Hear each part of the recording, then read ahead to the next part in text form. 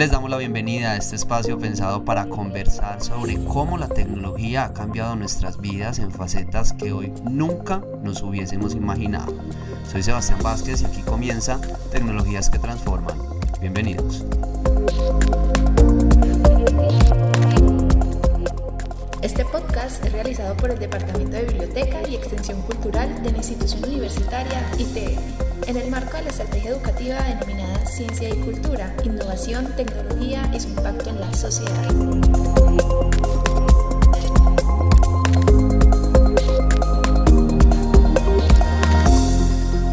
En París, el 28 de diciembre de 1895, Auguste y Louis Lumière, pioneros de la tecnología, proyectaron ante el público imágenes en movimiento. Su cinematógrafo, un hito en la historia del cine, lo hizo posible. Hoy estamos entonces hablando de la tecnología en el cine, y qué mejor invitado que Julio César. Él es comunicador social, periodista de la UPB, especialista en producción ejecutiva de la Universidad de Medellín.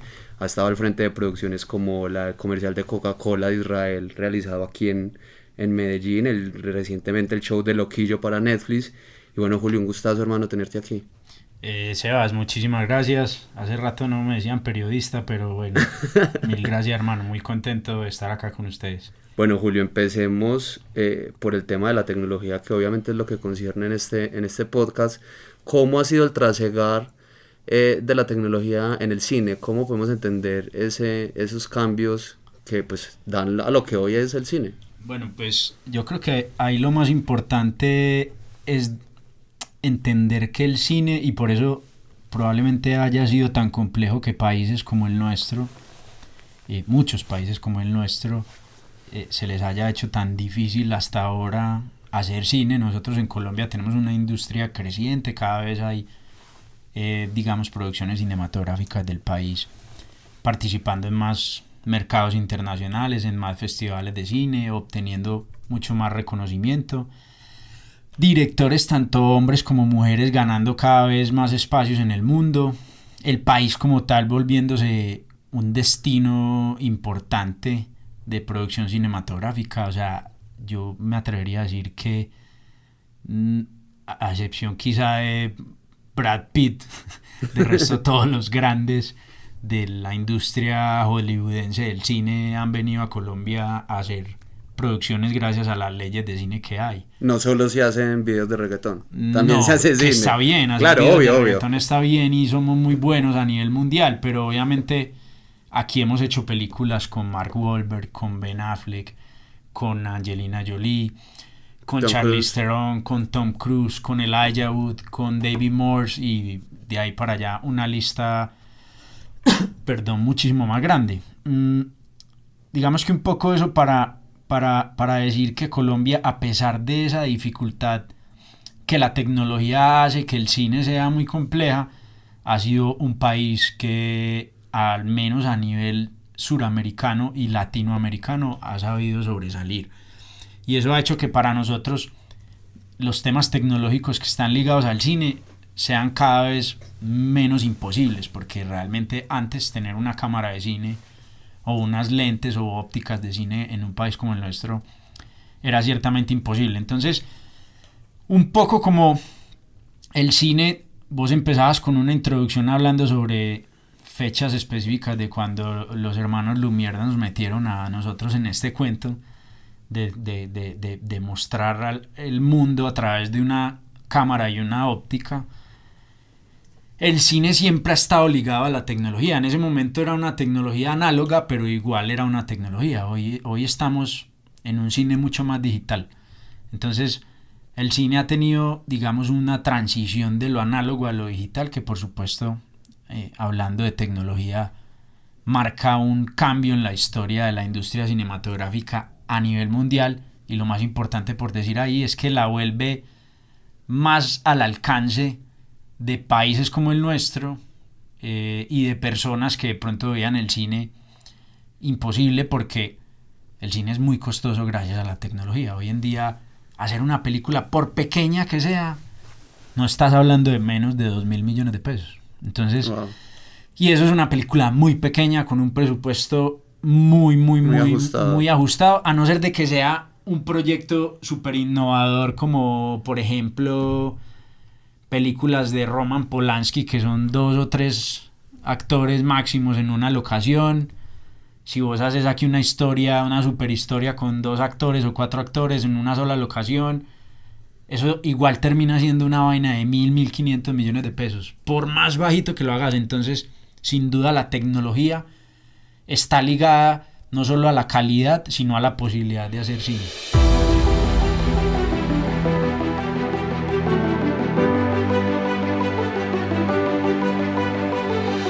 El tema de colorizar, el tema del sonido, el tema de... es bien importante cuando hablamos de cine. Es que el cine, Sebas, es un proceso que no solamente es los actores frente a una cámara.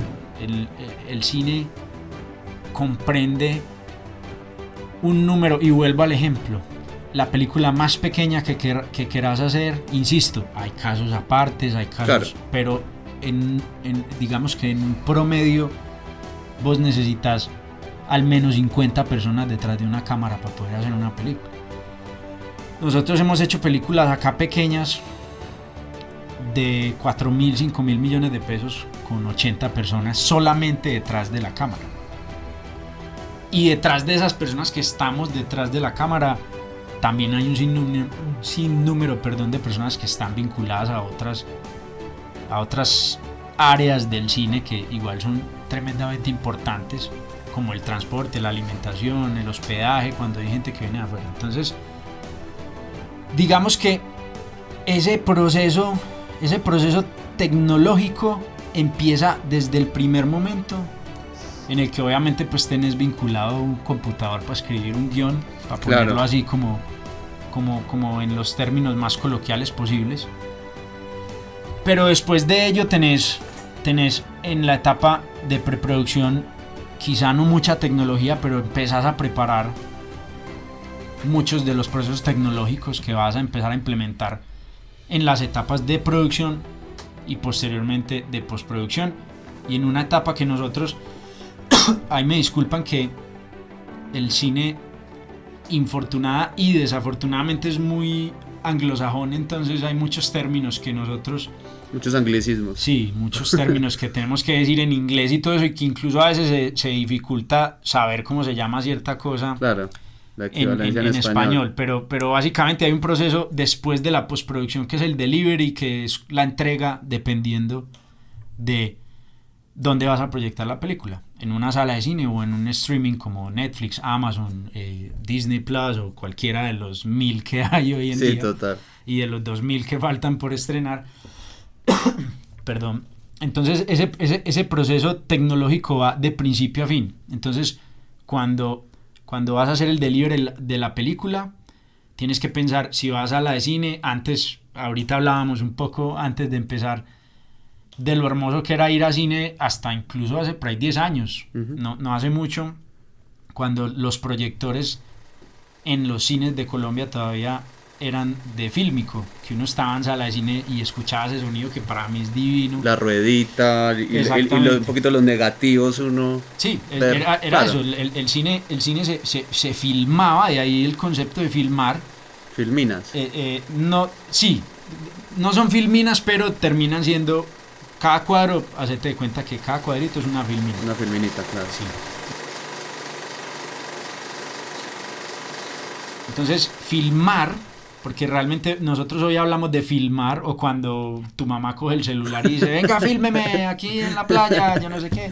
Eso realmente no es filmar, eso es grabar. Eso es cuando grabar, es digital, claro. Es grabar. Pero seguimos diciendo filmemos, ¿sí? Es válido, digamos que hoy es aceptable porque es el concepto que se usa, pero realmente el concepto de filmar viene del fílmico. Okay. Y en el cine teníamos, como te decía, hasta hace 10 años nada más teníamos ese proceso hermoso de la proyección de las películas que venían en latas, se ponían en los proyectores que hoy ya hacen parte de los museos, de las salas de cine. Es muy normal uno ir a un Cine Colombia o a un Cinemark o a Royal Films o a cualquiera. Total.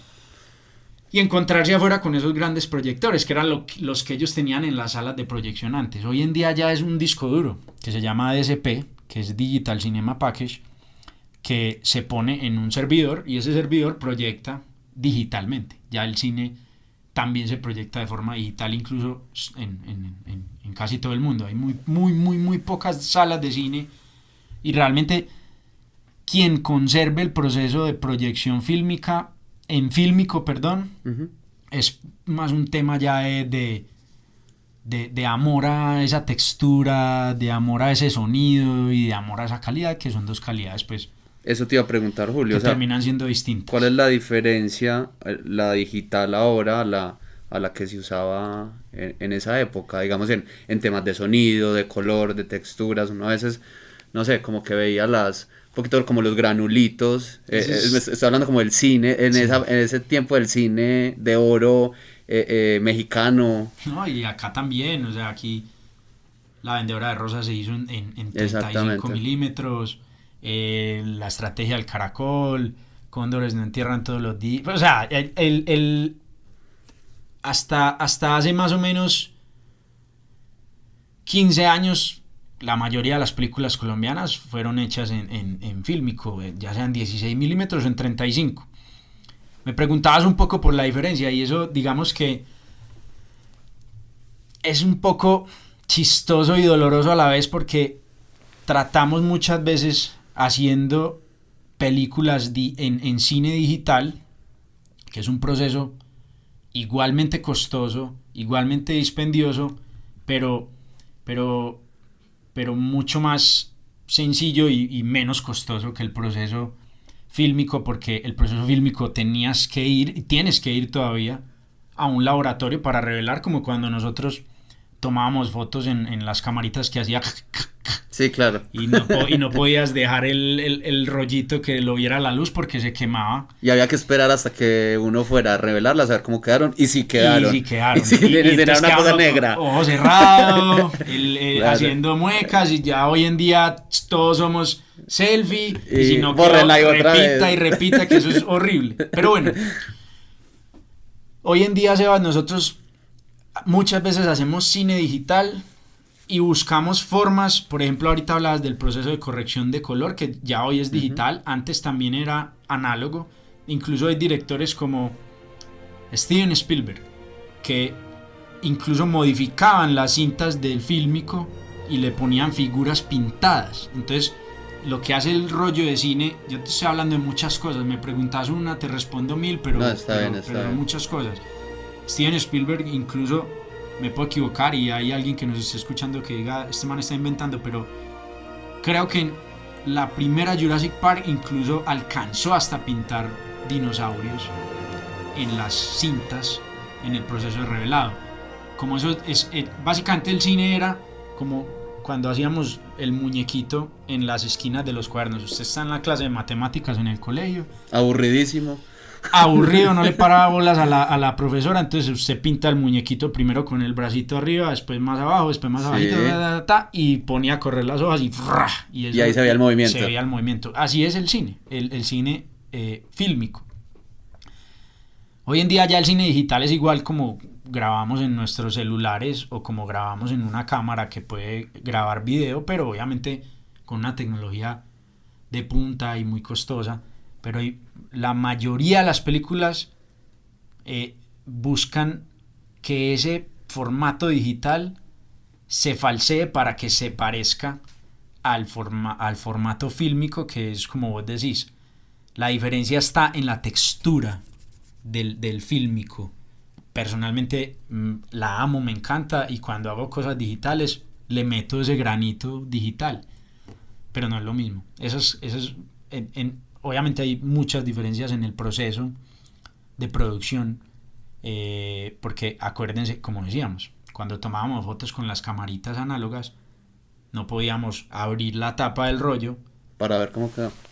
Claro, había que meterlas de una vez en el tarrito. Cuando ella se acababa, se enrollaba sola, porque si lo sacas, lo velas y se quema la foto y se daña el Sí, rollo. claro, Pasa no. lo mismo. Entonces, cuando vos haces una película con fílmico, te pasa eso básicamente. Lo que te pasa es que no puedes simplemente abrir el portarrollo de la cámara en medio de una filmación con afán, correr, quitarlo, cambiarlo, porque pues se te va a velar, se te va a dañar.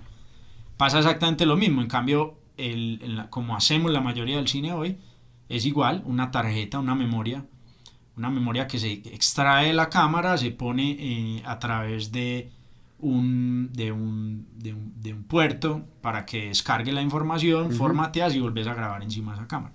Entonces, además son procesos en costos bastante difíciles. Uno podría decir que todavía hay mucha gente que hace producciones cada vez menos en fílmico, pero que al menos en películas, en largometrajes de cine, porque los cortometrajes también son considerados películas, en largometrajes la mayoría de los que hoy hacen películas con fílmico son los directores más importantes del mundo, por los costos que implica el proceso de revelado de las películas. Quentin Tarantino, Martin Scorsese, Steven Spielberg, Christopher Nolan, incluso para que mencionemos mujeres, Catherine Bigelow, Sofía Coppola, que es la hija de Francis Ford Coppola, son directores y directoras que todavía se niegan a aceptar el uso del cine digital, porque realmente el cine fílmico encierra como todo este tema romántico, la magia, claro, la magia del cine, pero cada vez se vuelve más un tema aspiracional y exclusivo.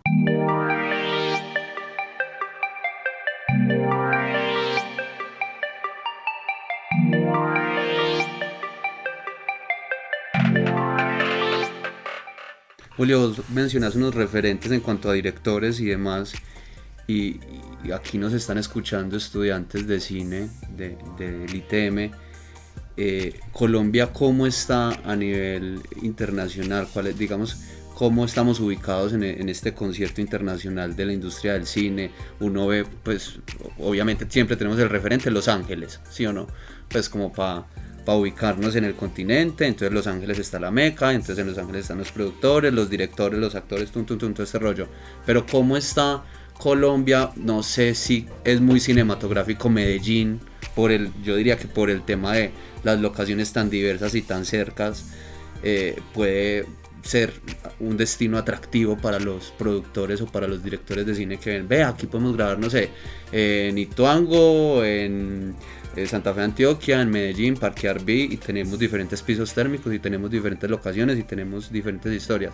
¿Cómo nos ubicamos en este momento en el mundo? O sea, ¿qué tan atractivos somos para el mundo? ¿Qué tanto potencial tenemos para el mundo los paisas o los colombianos en general en el tema de cine? Dividamos entonces entre atractivo y potencial. Potencial todo. Claro. Tenemos absolutamente todo el potencial. Lo que pasa es que el cine no depende solo de que tengamos un clima y que tengamos diferentes pisos térmicos y que tengamos mar cerquita y montañas al lado y después frío y después calor. Eso por supuesto sirve mucho, pero lo más importante, incluso en el ITM ya se cuenta con un programa profesional de cine. La cuña ahí para quien quiera estudiar cine, lo haga en el ITM, que es muy chévere el programa. Vos puedes tener las mejores locaciones, pero si no tenés el personal y la tecnología, se te dificulta impresionantemente. Entonces nosotros en Colombia venimos básicamente más o menos desde hace 9 años dando unos pasos agigantados hacia consolidarnos como una de las principales industrias cinematográficas de la región, o sea, de Sudamérica. Luego, para competir con países como México, que es bien difícil, además porque es un país tremendamente más grande que nosotros, sí, claro, y que tiene, irónicamente, uno de sus principales, digamos, problemas es ser el vecino de Estados Unidos, pero por supuesto es una de sus principales bondades también. Como dice un dicho, tan lejos de Dios y tan cerca de Estados Unidos, pobres mexicanos. Exactamente. Entonces, digamos que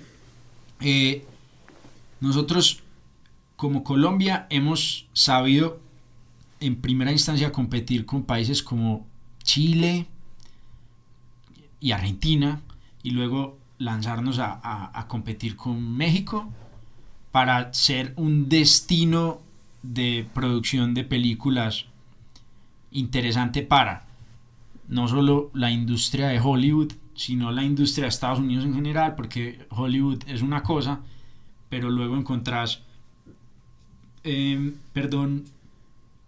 par de industrias adicionales a las de Hollywood, que son las de Atlanta y Nueva York, que también son muy fuertes. Por ejemplo, Atlanta tiene un incentivo económico para que vayan a hacer producciones, y pues nada más The Walking Dead se hace prácticamente toda en Atlanta, y eso es una serie que dura 10 años y eso genera ingresos económicos y empleos y un montón de cosas, por poner un solo ejemplo. Chicago también es otra industria en Estados Unidos bien fuerte. Pero entonces nosotros, digamos que de 9 años hacia acá, antes de esos 9 años veníamos aprendiendo mucho de quienes con muchísimo esfuerzo y dificultad, como Víctor Gaviria, Felipe Aljure, Carlos César Arbeláez, y se me olvidan un montón muy tesos en este momento, hacían las películas con muchísima dificultad.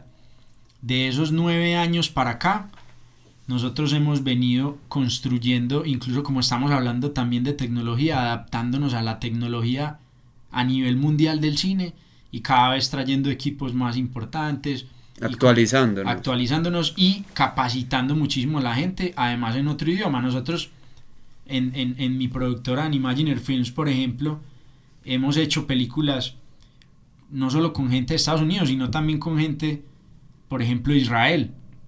Hemos hecho producciones israelíes en Medellín. Ahorita mencionabas el comercial de Coca-Cola, que eso fue para Israel, pero nosotros hemos hecho 2 largometrajes enormes para el cine israelí. Uno de ellos en este momento es la película israelí más taquillera de la historia. Uh-huh.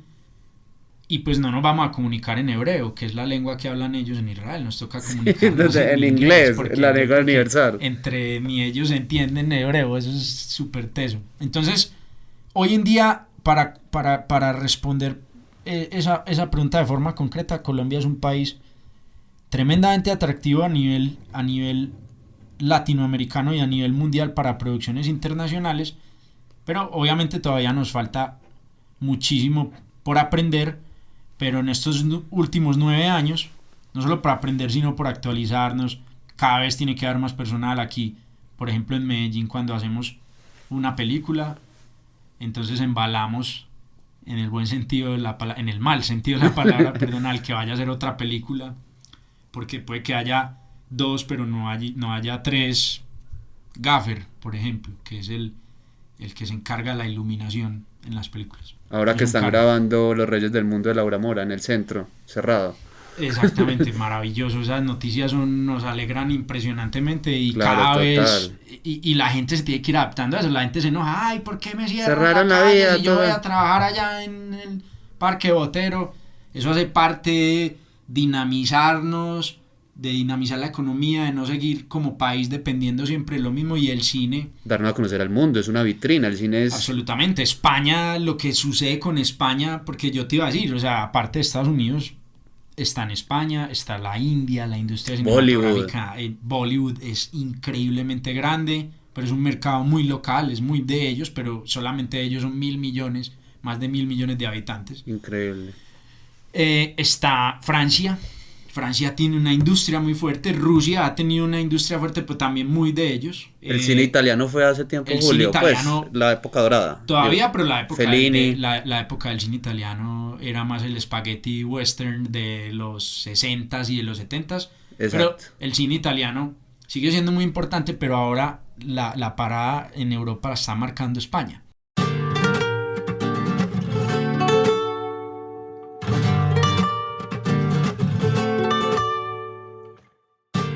Mira. Y además España lo que hizo fue convertir el cine como una excusa de inversión para dinamizar la economía del país. Entonces, por ejemplo, Cataluña decide invertir 80 millones de euros para que Woody Allen vaya a hacerse Vicky Cristina Barcelona en Barcelona. Mira. Y Cataluña o Barcelona deciden hacer una inversión enorme, 80 millones de euros, todo porque los productores de la película les dijeron que eso iba a ser un boom internacional y que ellos iban a aprovechar Barcelona como una locación hermosa y evidentemente yo, por ejemplo, yo no tengo el placer de conocer Barcelona, pero la conocí a través de películas y me pareció una ciudad absolutamente hermosa y me muero por ir a conocerla. Es un gancho para uno ir.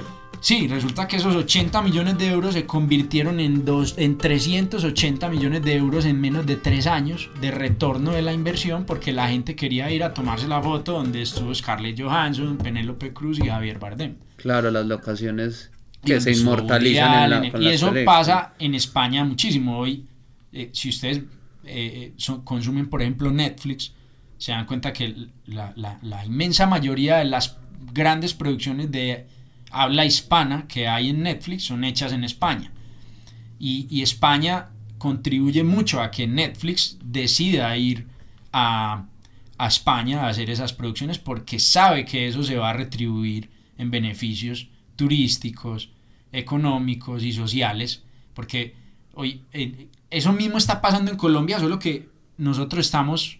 Tiene que haber voluntad política igual. La hay.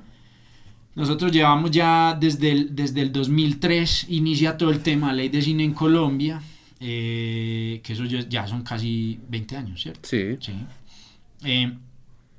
Y nosotros, a través de esa Ley de Cine, vamos en el camino de España, siendo un país más pequeño que España, pero yo te podría decir que nosotros estamos detrás de España como 15 años, ¿sí? Que eso es bueno, porque mientras nosotros avanzamos, países como por ejemplo Argentina retroceden y México y Brasil se encarecen y nosotros nos volvemos competitivos. Entonces, si seguimos en el camino en el que vamos, yo creo que nosotros podemos ser una España en 10 o 15 años más o menos, en el que realmente el cine, hoy en día, cuando nosotros hemos ido a los barrios más pobres de Medellín a hacer películas o a hacer videos musicales y demás, nos encanta ver cómo cada vez hay más niños que dicen, madre, o sea, yo quiero hacer lo que ustedes hacen en el mundo. Claro. Entonces ahí es cuando esto se vuelve cotidiano. Para nosotros el cine siempre ha sido una cosa por allá de Hollywood.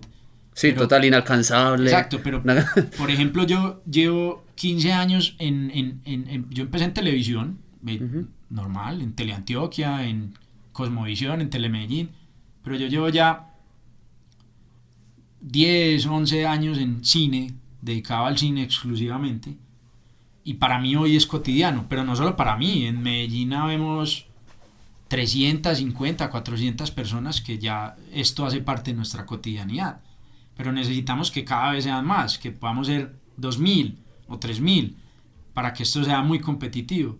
Pero adicional a eso, nosotros no solo terminamos involucrando a esas 350 personas, sino la última película que hicimos nosotros, My Neighbor Adolf, justo antes de empezar pandemia, 380 personas contratadas. Súper. En total. Nada es igual para Netflix. Primera producción de Netflix hecha por una empresa de Medellín directamente para la plataforma. Y tuvimos en una producción que nos demoramos más o menos 3 meses preparando para luego tener una semana de montaje y un día de producción. Ahí estuvimos 160 personas. Que es brutal además. Y entonces ahí tenés hoteles, tenés alimentación, tenés transporte, tenés seguridad, tenés servicios turísticos. El cine es una industria a la que nosotros como ciudad, y por eso la apuesta del ITM a tener un programa de cine es tan importante, y hay que decirle a los pelados de todas las comunas de Medellín que se metan a estudiar cine, porque esta es la industria del futuro. Además, un pelado de 20 años en una película de 6 semanas de producción se puede estar ganando 8 millones de pesos en un cargo. Es rentable, o sea, no es como, ay, es que sí va a vivir de eso, mijo. Exacto, sí va a vivir del cine. Sí, necesitamos que dejemos ese concepto ese tabú, de eso no se vive, de esto sí se vive y se vive muy bien. No es fácil, como cualquier oficio, trabajo. Pero claro, para los que venimos trabajando en esos 9 años que yo les digo aproximadamente, fue más difícil. Ya para quien vaya ingresando va a ser menos complicado. Julio, no puedo dejar de preguntarle algo. El mundo, de todas maneras, ha visto en nosotros una realidad de la pobreza, del narcotráfico, de todo esto. Estas temáticas siguen siendo recurrentes, siguen siendo demandadas por la industria, por la gente que consume cine, por quién, o ya estamos dejando un poquito. Ahorita el último ejercicio me encantó el tema de El olvido que seremos. Sí. Es brutal.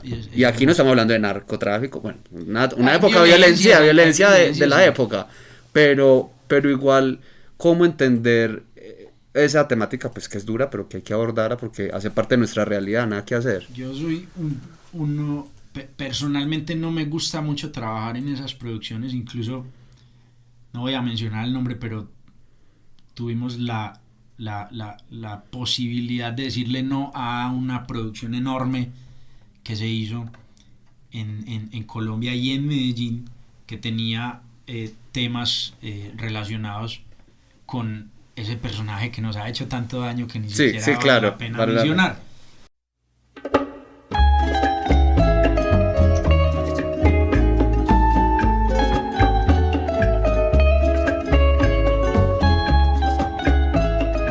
Pero nosotros no podemos negar que eso sucedió.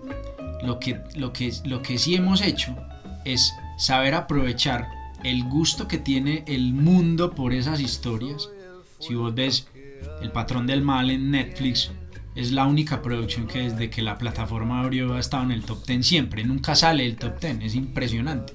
Y cada vez ves más películas documentales y películas de ficción, pero nosotros tenemos que saber aprovechar esa historia, ese suceso que hace parte de nuestra historia y permitir que eso nos abra las puertas, y así ha venido sucediendo para nuevas historias.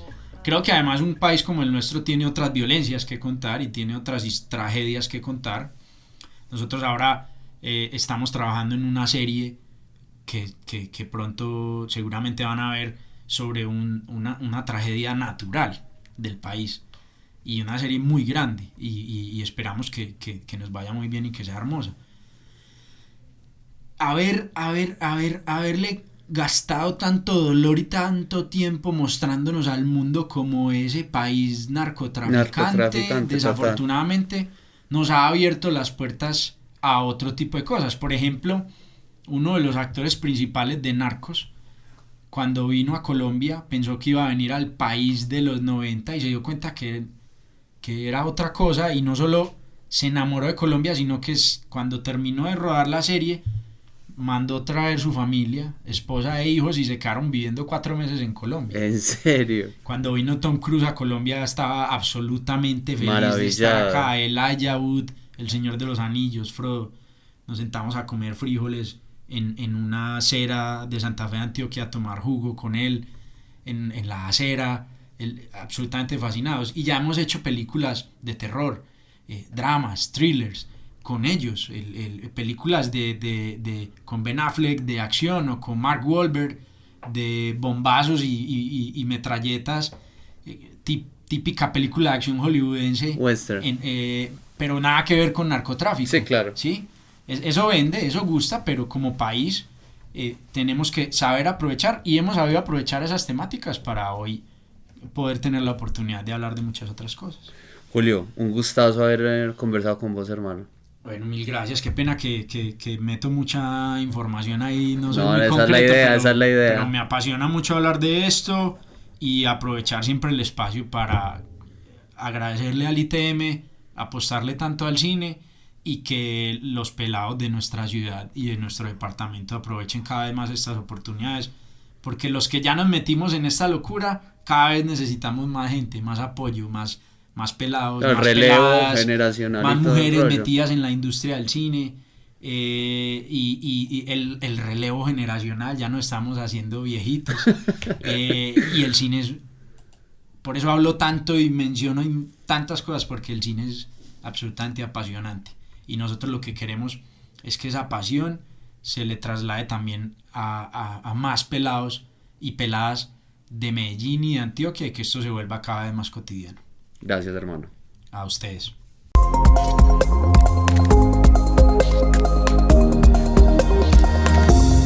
Si quieres saber sobre otros capítulos y toda nuestra oferta, encuéntranos en Facebook como Departamento de Biblioteca y Extensión Cultural ITM, también en Instagram como ITM Cultura Biblo.